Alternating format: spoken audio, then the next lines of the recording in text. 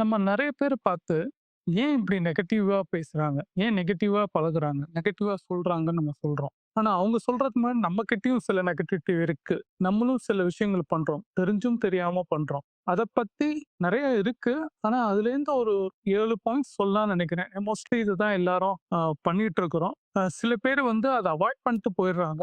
சில பேர் அது கன்டினியூவா பண்றனால, அவங்கள சொல்றதுக்கு முன்னாடி நம்ம திருத்திக்கிட்டா நல்லாருக்கும். இல்ல நம்மகிட்ட இல்லன்னா, மித்தவங்ககிட்ட இருந்துச்சுன்னா, ஜஸ்ட் இந்த வீடியோவ ஷேர் பண்ணுங்க. ஃபர்ஸ்ட் பாயிண்ட் என்னன்னா, கம்பேரிங். நம்ம யாரையாவது வந்து கம்பேர் பண்ணிட்டே இருப்போம். ஃபார் எக்ஸாம்பிள் வந்து பேரண்டா இருந்தாங்கன்னா, பையன் படிக்கலன்னா, "பாரு எய்த் வீட்ல இப்படி படிக்கிறாங்க.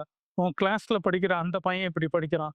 நீ ஏன் இப்படி இருக்கிற?" அப்படின்னு கம்பேர் பண்ணுவாங்க. நம்ம பையன்கிட்டயோ, பொண்ணுகிட்டயோ வந்து நம்ம கம்பேரிசன் படிப்புலயோ, வேற எந்த விஷயத்திலயோ, வேலையிலயோ, சம்பளத்திலயோ பண்ணக்கூடாது.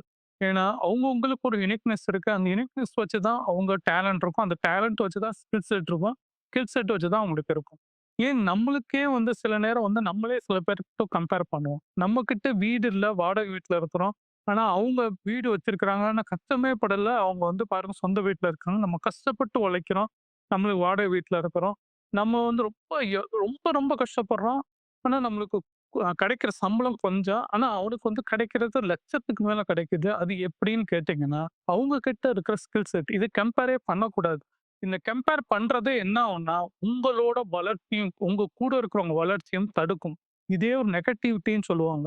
கம்பேரிசன் பண்ணவே கூடாது. இருக்கிறத சந்தோஷப்படணும். நம்மகிட்ட இன்னைக்கு இல்ல. சப்போஸ் அந்த கம்பேர் பண்ணும்போது ஒண்ணு வரும்ல. நம்மகிட்ட இல்லன்னு சொல்றோம். அந்த இல்லன்ற ஸ்கில் செட்ட நம்மகிட்ட இல்லாதத ஒண்ண முடிஞ்சா டெவலப் பண்ணும். முடியலையா, வேற விஷயங்கள் நம்மகிட்ட என்ன இருக்கோ, அத டெவலப் பண்றதுக்கு வழி என்னவோ அத பார்க்கணும் தவிர, கம்பேரிசன் பண்ணவே பண்ணாதீங்க. 2வது கம்ப்ளைனிங். எதையாவது பத்தி கம்ப்ளைண்ட் பண்றது. நேச்சர பத்தியும் கம்ப்ளைண்ட் பண்றது, ரோட்ட பத்தியும் கம்ப்ளைண்ட் பண்றது. ஏன் ஃபார் எக்ஸாம்பிள் சொல்லணும்னா, இந்த கல்யாண வீட்டுக்கு வந்தா, ஐயோ அப்பா! பல பேர் எவ்வளோ கஷ்டப்பட்டு அந்த பொண்ணு வீடோ, மாப்பிள்ளை வீடோ அந்த கல்யாணத்த நடத்துவாங்க. சாம்பார் சரியில்ல, உப்பு சரியில்ல, இந்த காய் இப்படி பண்ணியிருக்கலாம். இந்த நாதஸ்வரம் இப்படி பண்ணியிருக்கலாம். இப்படி அப்படின்னு இந்த ஐயர் சரியில்ல. அவங்க போட்டிருக்க ட்ரெஸ் சரியில்ல. கேமரா சரியில்ல. ரிசீவ் பண்ணல. இப்படி சொல்லிக்கிட்டு இருப்பாங்க. ஆனா அது யோசிச்சு பார்த்தோம்னா, சில குறைகள் இருக்க தான் செய்யும். அந்த நம்ம கம்ப்ளைண்ட் பண்ற சில விஷயங்கள் இருக்க தான் செய்யும். அவங்க இருக்கிற கூட்டத்தில் அது பண்ண முடியாது. சில நேரம் வந்து பெர்ஃபெக்ஷன் இருக்கும். ஆனா எல்லா இடத்துலயும் பெர்ஃபெக்ஷன் இருக்காது. அப்ப கம்ப்ளைண்ட் வந்து ஈஸியா சொல்லிறலாம். ஆனா அங்க அவங்களால பண்ண முடிஞ்சத பண்றாங்க. அவங்களால செலவு பண்றத பண்ணும்போது இவ்வளவுதான் அவுட்புட் குடுக்க முடியும். இத வந்து கம்ப்ளைண்ட்டா பண்ணி அந்த வீட்டோட மனிதர்களையும் நம்ம அசிங்கப்படுத்துறது நம்ம நண்பர்களா இருப்போம், நம்ம சொந்தக்காரங்களா இருப்போம், ஏன் கூட பிறந்தவங்களா இருக்கலாம், நம்ம வீட்டு ஃபங்ஷனா இருக்கலாம். ஆனா அத நினைக்கிறது இல்ல. Complaint, complaint. எத எடுத்தாலும் கம்ப்ளைண்ட். உப்பு இல்ல அதுல ஒரு என்ன மேட்ரு. அது சமையல்காரன் போடும்போது சில நேரம் இருக்கலாம். இல்லன்னா கொஞ்சம் உப்ப கொஞ்சம் நம்ம அட்ஜஸ்ட் பண்ணிக்கலாம். இப்படி பல இத நம்ம அட்ஜஸ்ட் பண்ணிட்டு போனா வாழ்க்கையில சில நிறை குறைகள் இருக்க தான் செய்யும். அத கம்ப்ளைண்ட் பண்ணிக்கிட்டே இருந்தோம்னா, உங்க கிட்ட இருக்கிறத கம்ப்ளைண்ட் பண்ண நான் ஆரம்பிச்சேன்னா, நீங்க தாங்க மாட்டீங்க. யாருமே தாங்க மாட்டோம். என்னைய பத்தி நீங்க கம்ப்ளைண்ட் பண்ண ஆரம்பிச்சோன்னா, நானும் தாங்க மாட்டேன். இப்படி எல்லார்கிட்டயும் நிறை குறைகள் இருக்கு. எத எடுத்துக்கணும், எத எடுத்துக்க கூடாதுன்றது டிசைடட் நம்ம. கம்ப்ளைண்ட் பண்றத, அந்த கம்ப்ளைனிங் பண்ணிட்டு இருக்கிறவர இத வச்சீங்கன்னா, உங்க சொசைட்டிலயும் சரி, உங்க வீட்லயும் சரி, இல்ல உங்க சொந்தக்காரங்க சர்க்கிள்லயும் சரி, வேலை பார்க்குற இடத்துலயும் உங்கள தனிமைப்படுத்தப்படுவார்கள். இது உண்மை. பல பேருக்கு தெரியும். 3வது டவுட்டிங் யுவர் செல்ஃப். டவுட் பண்ணிக்கிட்டே இருக்கிறது. நம்மளே வந்து என்னால முடியுமா? பண்ண முடியுமா? இதுக்கு நான் தகுதியா? எனக்கு அழகு இல்ல. நான் இந்த பிசினஸ் பண்ண முடியுமா?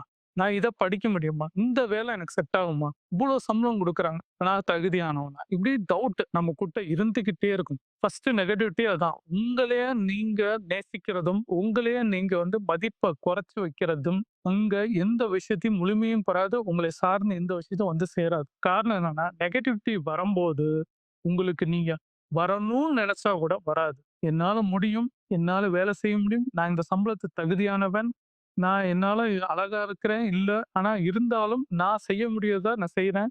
இப்படின்ற டிசைடட் நம்ம தான். நம்ம மைண்ட் தான்.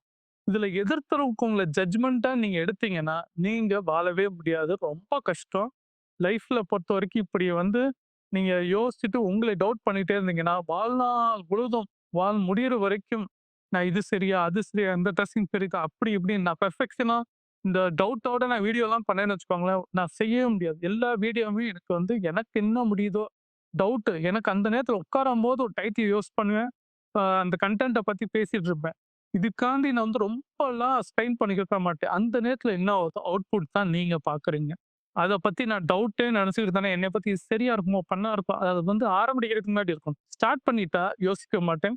போயிட்டே இருப்பேன். ரெக்கார்டிங் ஆயிட்டே இருக்கும். டவுட் பண்ணாதீங்க. உங்களையும் போல டவுட் பண்ணிட்டீங்கன்னா, செல்ஃப் கேரே இல்லன்னா, யாரும் உங்கள நம்பவே மாட்டாங்க. யோசிச்சு பாருங்க. நீங்க நெறைய இடத்துல டவுட்லயே இருந்தீங்கன்னா, உங்கள நம்பவே மாட்டாங்க. 4வது சேசிங் பெர்ஃபெக்ஷன். ஒரு பெர்ஃபெக்ட்ன்றது வாழ்க்கையில யாருக்குமே கிடையாது. இந்த மாரி பெர்ஃபெக்ஷன் இருக்குன்றத நான் பல வீடியோல சொல்லியிருக்கேன். பெர்ஃபெக்ஷன்றது இருக்கவே இருக்காது. நீங்க நினைக்கிறது அப்படியே நடந்துருச்சுன்னா, பூமி நின்றும். ஏன்னா அப்படி நடக்காது. ஏன்னா ஒரு சில நேரத்துல வந்து ஆண்டவன் இப்படித்தான் பண்ணி வச்சிருக்கான். யுனிவர்சல் அப்படித்தான் இருக்கு. நீங்க எத எடுத்தாலும் பெர்ஃபெக்ட்டா இருக்கணும். இவங்ககிட்ட பெர்ஃபெக்ட்டா இருக்கணும் அப்படின்னு நினைச்சீங்கன்னா முடியும். எனக்கு பெர்ஃபெக்ஷன் ரொம்ப பிடிக்கும். ஏன்னா நான் பண்ணிக்கலாம். ரயில்வே ஸ்டேஷன் நான் ஆன் டைம் போகணுன்றதுக்கு பதிலா 1 மணி நேரத்துக்கு முன்னாடி போவேன். ஒரு இடத்துக்கு என்னை கூப்பிடுறாங்கன்னா, 1/2 அன் ஹவர்க்கு முன்னாடி போவேன். இது எனக்கு புடிச்ச விஷயம்.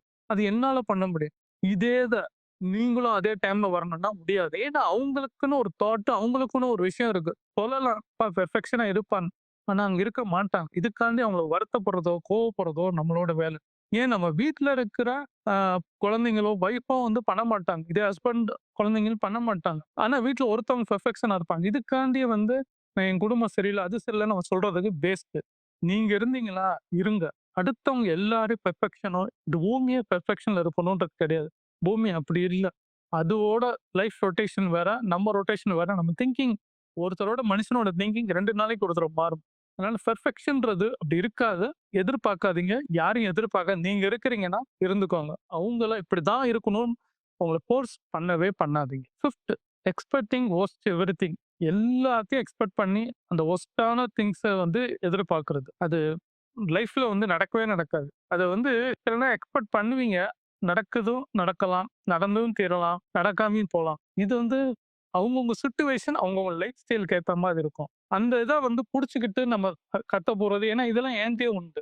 பெர்ஃபெக்ஷனா சில நேரம் பார்க்கறது, நம்ம அந்த எக்ஸ்பெக்டேஷன் பண்றது. எக்ஸ்பெக்டேஷன் வச்சோம்னா நம்ம தோத்து போயிடுவோம். நடக்கலையா நாளைக்கு பார்த்துக்கோ. இன்னைக்கு முடியலையா நாளைக்கு பார்த்துப்போ. இன்னைக்கு நான் 5 வீடியோ பண்ணணும்னு நினைச்சேன். நான் ஆரம்பிக்கிறதே இதான் ஃபர்ஸ்ட் வீடியோ.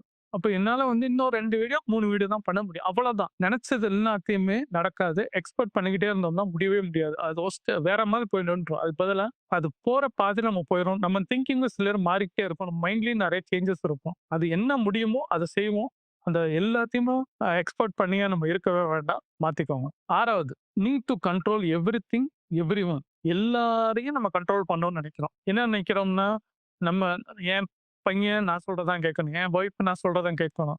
என் ஆஃபீஸ்ல சொல்றவங்க கேட்கணும். எங்க அப்பா, அம்மா நான் சொல்றத தான் கேட்கணும். என் ஹஸ்பண்ட் சொல்றத தான் நான் சாரி என் ஹஸ்பண்ட் நான் சொல்றத தான் கேட்கணும். பையன் அப்பா சொல்றத கேட்கணும். இப்படி பல விஷயங்கள வந்து நான் வந்து போயிட்டுருக்கும். வாய்ப்பே இல்ல. நீங்க யாரு இது வந்து இருக்கிறதுலயே ரொம்ப அ கேவலமான விஷயம். அடுத்தவங்கள கண்ட்ரோல் பண்ணி தான் வந்து அதுல சந்தோஷம் சில பேர் படுவாங்க. சில பேருக்கு அதுதான் பிடிக்கும். நான் சொல்றத கேளு. ஆனா சில பேர் வந்து நடிக்கலாம். வீட்ல வந்து ஹஸ்பண்டோ, ஒய்ஃபோ வந்து ஒய்ஃப்க்காண்டி நடிக்கலாம். இல்ல ஹஸ்பண்டுக்காண்டி நடிக்கலாம். ஆனா அவங்களுக்குன்னு ஒரு எண்ணங்கள் இருக்கும். உங்கள ஏமாத்தி வாழ்றதுக்கு பதிலா, அவங்கள வந்து அவங்க போக்குல உங்களால முடிஞ்சா போங்க. முடியலையா? சில விஷயங்கள ஏத்துக்கோங்க. சில விஷயம் ஏத்துக்கலன்னா, கண்ட்ரோல் மாத்திரம் பண்ணிறாதீங்க. உங்க படிப்புலயோ, வேலையிலயோ, அவங்க ட்ரெஸ்ஸிங்லயோ, வீட்ல இருக்கிற சுதந்திரத்திலயோ நீங்க இது பண்ணுங்க. முக்கியமா சாப்பிடுற விஷயத்துல பல பேர் கண்ட்ரோல் பண்ணுவோம். இந்த டைம்ல இதான் சாப்பிடணும். பெர்ஃபெக்ஷன் இருக்கணும். காலைல இந்த டைம்லலாம் இருக்கும்.